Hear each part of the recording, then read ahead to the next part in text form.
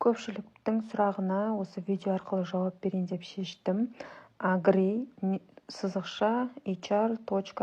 осы официальный сайтқа кіру арқылы подать заявку деп, осылай атыңызды, жөніңізді және тегіңізді барлығын латинский әріппен толтырамыз, паспорттағыдай, және де дата рождения барлығын таңдап жазамыз. Одан кейін мұнда тек қана Великобританияны таңдаймыз.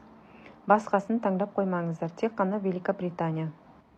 Келесі міне осы пункттардың барлығын толтырасыз. Егер сіз бұрын агри-hrға заявка тастаған болсаңыз да, бұрын тастамаған болсаңыз, нет деп жауап бересіз. Осылай сізге тіркелдіңіз дейді. Содан кейін поштаңызға сізге логин мен пароль келеді. Сол логин парольді жазу арқылы осылай сайтқа кіре аласыздар. Және яғни роботты басу керек боласыздар.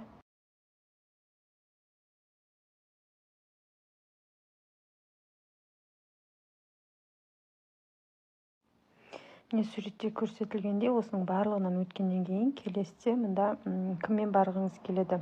Досыңыз, әйеліңіз, күйеуіңіз немесе ағайын, тума, бауыр деген сияқты болады. Және де қанша уақытқа барғыңыз келеді дегенде сіз қай уақытта барғыңыз келеді дегенге жақын арадағы датаны таңдауға мен кеңес берем.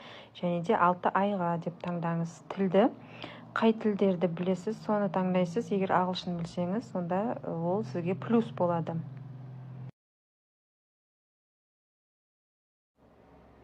Келесі пункттардың барлығын мұқият оқып, жауап беретін боласыздар. Водительский право бар ма, категория қандай деген сияқты осы сұрақтарға жауап бересіз.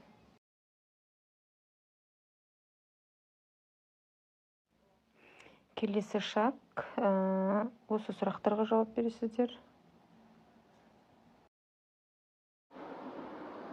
Ал келесі шаг, мұнда загранпаспорт бойынша барлық данныйды толтырасыздар. Латын әрпімен әрине. Және қатесіз мұқият оқып барып толтырсаңыздар. Ал мұнда сіздің тұрғылықты мекен-жайыңыз бойынша адрестеріңізді жазасыздар.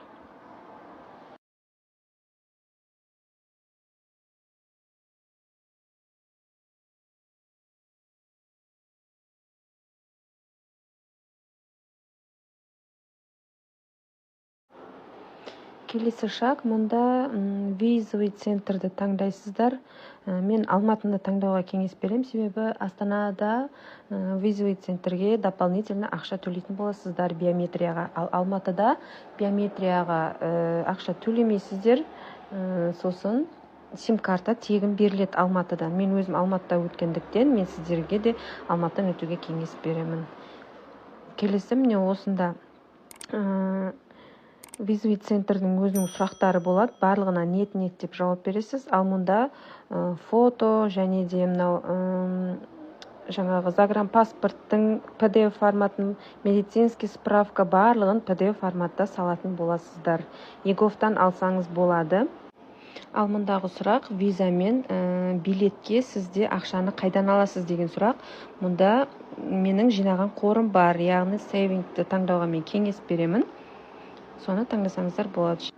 Осымен анкетамыз бітті. Баршаңызға сәттілік.